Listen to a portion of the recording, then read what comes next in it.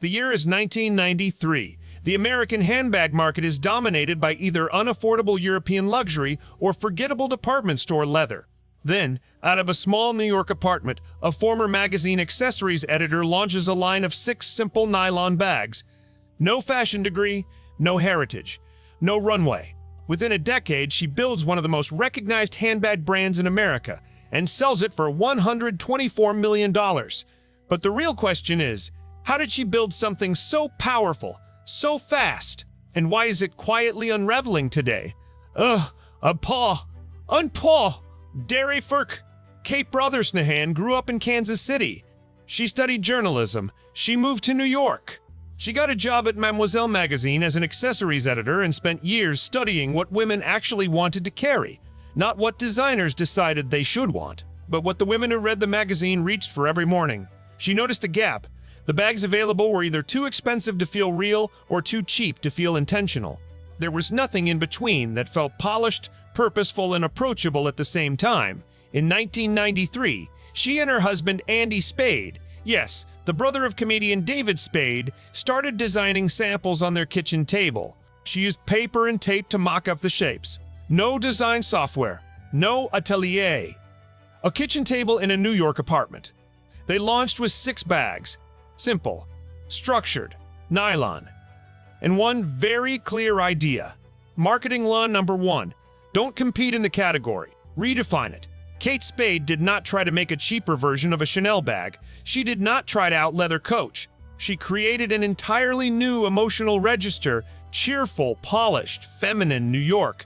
A bag that said, "I have taste," without saying I have $3,000. The product was the gap, and she had found it before anyone else. Part was the gap, and she had found it before anyone else. The early bags sold out at Barneys, New York. Fashion press noticed. Within a few years, the brand had developed a cult following among exactly the demographic that would carry accessible luxury forward for the next 2 decades. Young professional women who wanted to signal taste without sacrificing their rent. By the late 1990s, Kate Spade had become the kind of brand that women gave as gifts. The graduation bag. The first job bag. The you finally got promoted bag.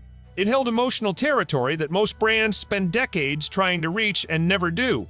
As brand strategist Martin Lindstrom has noted, the most powerful brands don't sell products. They sell a feeling of belonging.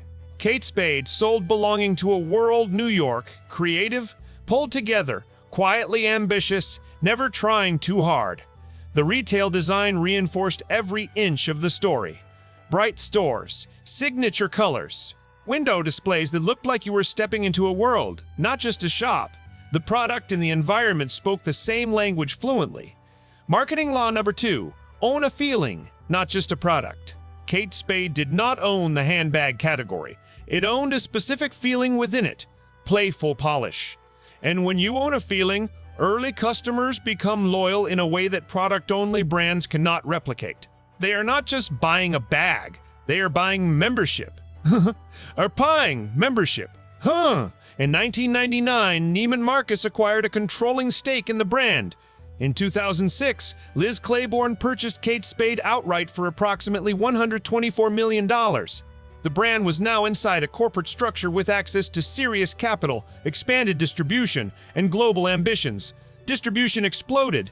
Department stores, outlet malls, international expansion. The brand went from curated boutiques to everywhere. And everywhere, as the accessible luxury world keeps discovering, is a dangerous destination. Marketing law number 3. Distribution is not neutral. It is a message. Every channel where a brand appears tells the customer something about who that brand is for. Barneys says one thing, a full outlet mall says another.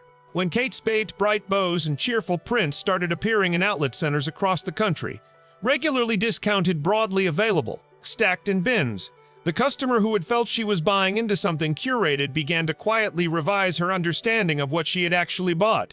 The product had not changed. The perception had. A former retail analyst at Cowen described the dynamic precisely. When a brand normalizes the discount, it teaches its customer that full price is the mistake, and a customer who has been taught that never fully forgets. By 2010, Kate Spade had visibility it had never had before. It also had a prestige problem it had not anticipated. The two arrived together, as they almost always do. Ab-pram-pram-ter. Then the culture shifted, and it did not shift toward Kate Spade. Through the 2010s, fashion's dominant aspiration signal moved in a new direction. The language of status became quieter. Minimalism gained ground. Quiet luxury, unbranded, neutral, structurally serious, became the vocabulary of the fashion-forward consumer. Loud prints, playful bows, cheerful color blocking, these began to feel like they belonged to a specific and increasingly dated moment. The shift was visible in the numbers. Coach, once seen as the brand most likely to suffer from overexposure, began aggressively repositioning. It dropped the logo density, it invested in heritage leather, it went quieter, and it worked. Coach's repositioning cost the brand revenue in the short term, but restored the cultural credibility that had been draining for years. Kate Spade did not reposition with the same urgency. Marketing law number 4, when the culture moves, you move with it or you become the museum.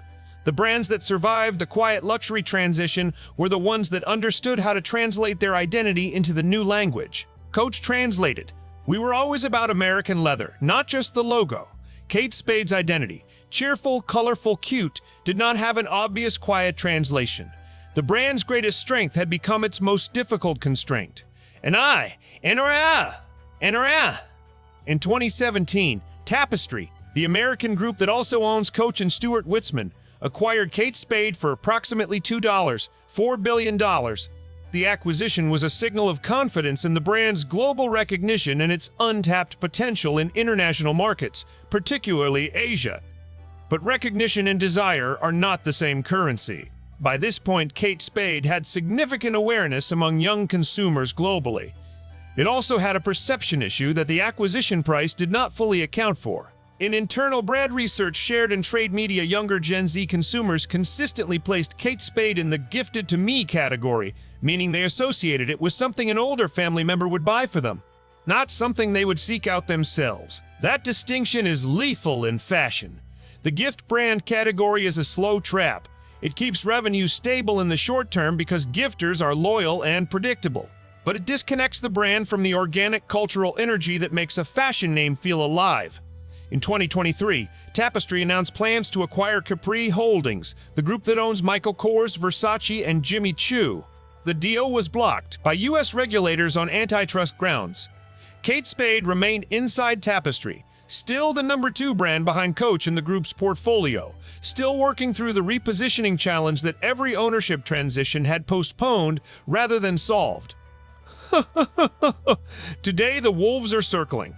On one side, Coach, which has successfully repositioned around heritage, leather, and archival nostalgia, winning back younger consumers with the tabby bag and a vintage-forward campaign energy that feels genuinely current. On the other, a new generation of accessible luxury brands that have never carried the outlet association, the mom's gift perception, or the cheerful to the point of predictable brand language that became Kate Spade's inheritance. The brand sales have softened. Its cultural presence, the kind that shows up in organic conversation, in the bags that fashion-forward women choose to be photographed with, has narrowed. It retains massive awareness. Awareness without desire is a weight, not a wing.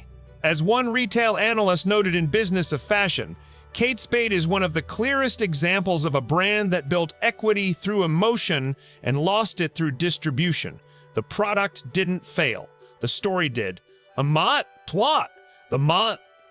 Here is what the Kate Spade story teaches in its full and uncomfortable clarity. A strong identity is not a permanent asset. It is a positioning, and positioning exists in relation to culture. When a brand's identity is built so precisely around one emotional register that it cannot move when culture moves, the identity becomes a cage. Kate Brosnahan built something remarkable. She found a real gap. She owned a real feeling. She built a brand that mattered to a generation of women in a way that was genuine and earned. That is not a small thing. Most brands never achieve it. But what she built was then handed to corporate structures that confused distribution for growth, confused awareness for desire, and confused a loyal customer base for a stable brand. The brand did not disappear, but the meaning changed. And in fashion, when the meaning changes, the brand that cannot change its meaning along with it is left holding a logo that the culture has quietly moved on from. The bows are still on the bags. The stores are still open. The question that Tapestry's next annual report will answer is whether the brand can make what it is worth wanting again. Because right now, the culture is not waiting for the answer. It is already carrying something else. Ha! Ha! This is the full story.